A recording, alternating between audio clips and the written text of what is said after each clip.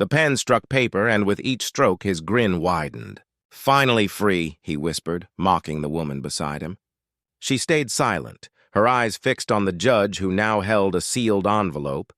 Then came the words that silenced the room. "All of it belongs to her." In that instant, the man who thought he had won realized he had signed away more than a marriage. He had destroyed his only chance at an empire. This is the story of betrayal, legacy, and a will revealed at the perfect moment. Welcome, story lovers. From where are you watching? Hit the like button and drop your city name in the comments so we can see how far our story travels. Amara had always carried herself with quiet grace. Born into a family that valued hard work, dignity, and tradition, she never asked for more than peace in her life.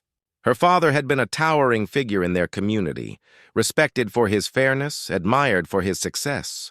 From businesses to farmland, he had built an empire from nothing, constantly reminding Amara that wealth meant little if it was not used to uplift others. To the world, she was his cherished daughter. To herself, she was simply a woman searching for love in a world that often judged her skin before her character. She thought she had found that love when she married Daniel. Charming, ambitious, and persuasive, he entered her life with promises of partnership and loyalty. In the beginning, everything seemed golden, but time revealed the cracks. His ambition wasn't for them, it was for himself. Where Amara sought unity, he saw competition. Where she wanted respect, he offered ridicule. Behind closed doors, his words cut deep, disguised as jokes, dismissals, and comparisons meant to remind her she was never enough. And yet, she endured. She kept her silence, honoring vows she believed sacred, even when they left her wounded. Her friends whispered that Daniel only saw her as a stepping stone, that he didn't truly value her heritage, her history, or her worth. Still, Amara held on, believing that love could heal, that patience could transform. But patience has limits. By the time they stood before a judge to sign the final papers, her heart carried scars too heavy to hide. Daniel smirked, his pen scratching across the divorce decree as though he had won a victory. He believed he was leaving her behind, free to pursue a future unburdened. What he didn't know, what even Amara had not fully realized, was that the very moment he mocked her would mark the turning point of everything. A secret her father had left behind waited quietly in the hands of the court, and when it was revealed, the world Daniel thought he controlled would shift forever. The courtroom air was heavy, the kind of silence that stretched thin and uneasy. Amara sat still, her hands folded in her lap, her eyes fixed on the polished wood of the bench. She could feel Daniel's presence beside her, not as a partner anymore, but as a man who treated this moment like triumph. His posture was relaxed, his grin sharp with arrogance. To him, this was liberation. To her, it was the end of a long battle waged in silence. Daniel leaned back in his chair, whispering under his breath for only her to hear. "Finally free," he said with cruel satisfaction. "Free from you. Free from your baggage." The words pierced, not because of the insult alone, but because of the ease with which he delivered them. For years he had chipped away at her confidence, dismissing her accomplishments as mere accidents of her family name, ignoring the strength she had built on her own. And now, in front of strangers, he reveled in the humiliation of her defeat. But humiliation wasn't new to Amara. She had felt it countless times at his side. When they attended luxury gatherings where Daniel paraded her as though she were a symbol of his success, whispers often followed. Guests cloaked in wealth. Power would glance at her with the subtle sting of prejudice. Questions laced with disbelief that someone like her could belong in their circles. Daniel never defended her. Instead, he laughed along, letting their comments hang, feeding off the unspoken narrative that she was tolerated only because of what her family represented. Over time, she began to notice the patterns. Daniel's charm was never about loyalty, but about access. He studied her father's empire more closely than he ever learned her heart. He asked endless questions about businesses, deeds, and the people her father trusted. What seemed like admiration was nothing more than calculation. And when her father passed away suddenly, Daniel's ambition sharpened. He thought her grief made her pliable and that her silence was a sign of weakness. He assumed that everything her father had built would eventually be his to control, through her. Now, seated in court, he carried that same assumption. The divorce meant nothing to him if the wealth remained within reach. He imagined her walking away with nothing, vulnerable, dependent on what little he decided to grant her. His smirk told a story of victory written too soon. The judge shuffled papers, their crisp sound echoing in the hushed room.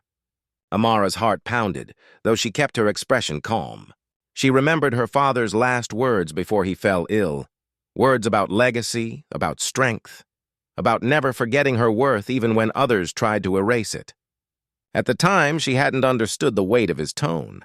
Now, sitting under the judge's gaze, she sensed that those words carried more than comfort. They carried preparation. Daniel tapped his pen impatiently, already envisioning a future free of her shadow. But just as the divorce decree neared its conclusion, the judge paused. A sealed envelope lay on the desk, marked with the insignia of her father's legal counsel. The judge cleared his throat, lifting the envelope so that all could see. "Before we finalize these proceedings," the judge began, "there is one more matter that must be addressed, about the last will and testament of the late Mr. Adeyemi."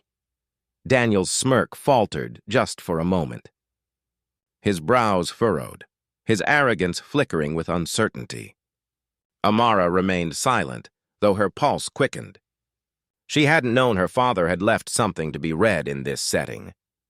Whatever it was, it had been timed deliberately, waiting until this exact moment when Daniel thought he had won. The courtroom leaned into the pause, every eye fixed on the envelope. What truth lay inside it? And why had her father chosen now, of all times, for it to be revealed? The judge broke the seal with deliberate care, sliding the folded document from its envelope. The rustle of paper echoed louder than footsteps in a cathedral. Daniel shifted in his chair, his smirk tightening into a nervous half-grin. Amara's breath caught, her hands clenched just beneath the table. The judge's voice carried steady authority. "By the wishes of the late Mr. Adeyemi, all holdings, including businesses, land, and accounts, shall pass directly to his daughter, Amara Adeyemi. Furthermore, any spouse or former spouse shall have no claim to said assets." The words struck like thunder. The courtroom buzzed, whispers rippling through the benches. Daniel's face drained of color. He sat forward, mouth parting as though he hadn't heard correctly. His empire in waiting, the fortune he believed would cushion his future, had vanished with a single sentence. Amara remained still, though inside her chest a storm raged. Relief, grief, vindication all tangled at once. She remembered his mocking words, his years of belittlement, his assumption that she was nothing without him. And now, before the judge, before witnesses, that lie collapsed. Daniel slammed his hand against the table. "This is impossible," he barked, but his voice cracked under the weight of panic. The judge remained unmoved. The papers were clear, the will unshakable. For the first time, Daniel was powerless. His pen had signed away not only their marriage but his last chance at the empire he craved. And Amara, silent and strong, realized she had not lost. She had won. The courtroom slowly emptied, but the weight of what had just unfolded lingered in the air. Daniel's protests grew quieter with every passing second, fading into disbelief as reality pressed down on him. He had walked into the room convinced of victory and left stripped of the illusion that power could be taken through arrogance.